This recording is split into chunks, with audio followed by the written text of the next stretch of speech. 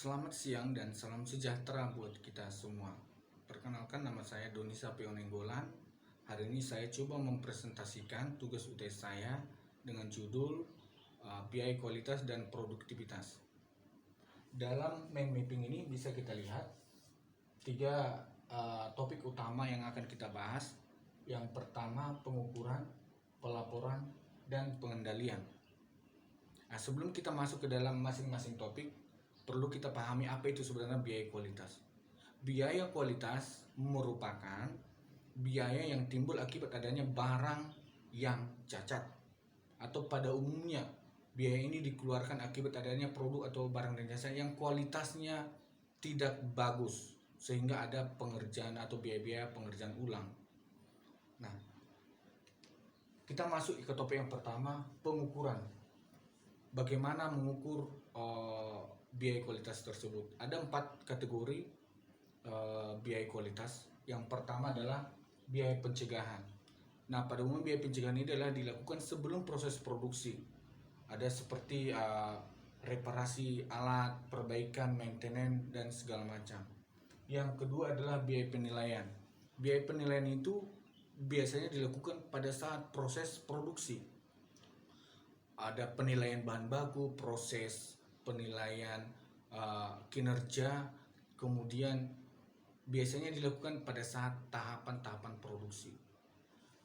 Yang ketiga adalah biaya kegagalan internal. Pada umumnya biaya ini adalah biaya yang dikeluarkan setelah produk atau proses produksi selesai.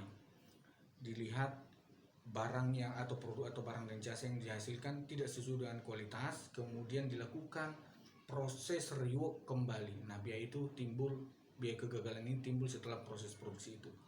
Nah, yang terakhir adalah biaya kegagalan eksternal. Ini yang lebih fatal, di mana barang sudah dijual, kemudian ada komplain dari pelanggan, sehingga timbul biaya, khususnya biaya penanganan pelanggan, biaya penarikan barang kembali, sampai dengan biaya penggantian.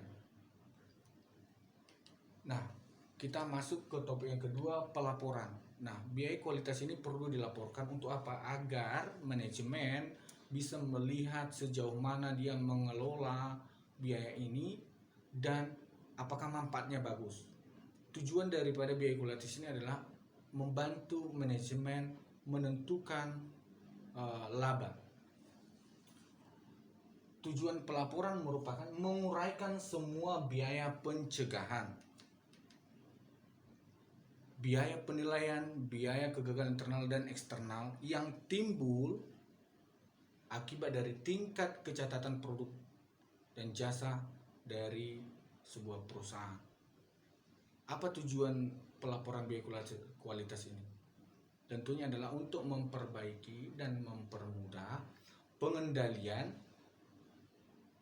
dan pengambilan keputusan manajerial. Nah, topik yang ketiga adalah pengendalian. Nah, setelah kita melakukan pengukuran, pelaporan, maka perusahaan perlu melakukan tindakan pengendalian.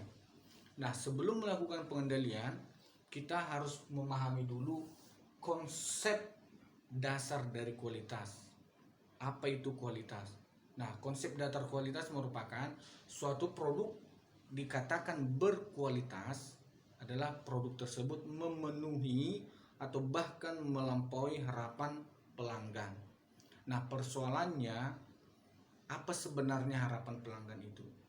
Secara umum, pelanggan mengharapkan suatu produk yang kinerjanya mampu memenuhi fungsinya, estetika andal, daya tahan, nyaman digunakan, dan tentunya harganya lebih murah. Itulah harapan-harapan atau ekspektasi daripada pelanggan.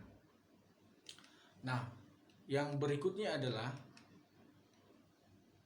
penggunaan biaya kualitas. Setelah kita mengetahui konsepnya, maka kita akan atur penggunaan biaya kualitas ini.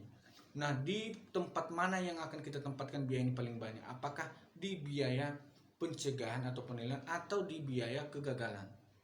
Nah, dari laporan yang sudah digunakan, maka kita akan lakukan lagi analisa biaya kualitas.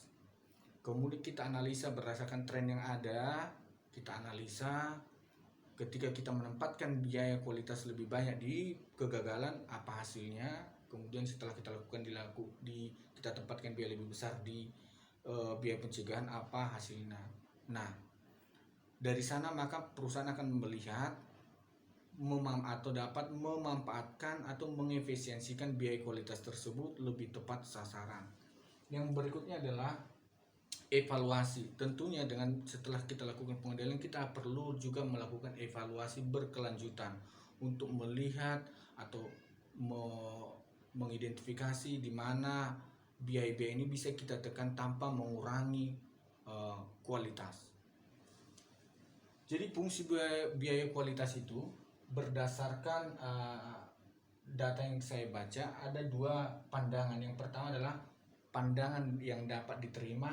Konsepnya adalah biaya pengendalian atau pencegahan berbanding terbalik dengan biaya kegagalan. Artinya, ketika biaya pencegahan atau pengendalian itu meningkat, maka tingkat kegagalan juga akan turun. Nah, yang kedua adalah pandangan cacat nol. Artinya, semakin unggul biaya kualitas yang kita keluarkan, maka tingkat unit yang catat juga akan berkurang atau bahkan nol. Mungkin itu sekilas mengenai biaya kualitas dan produktivitas. Terima kasih atas perhatiannya dan selamat siang.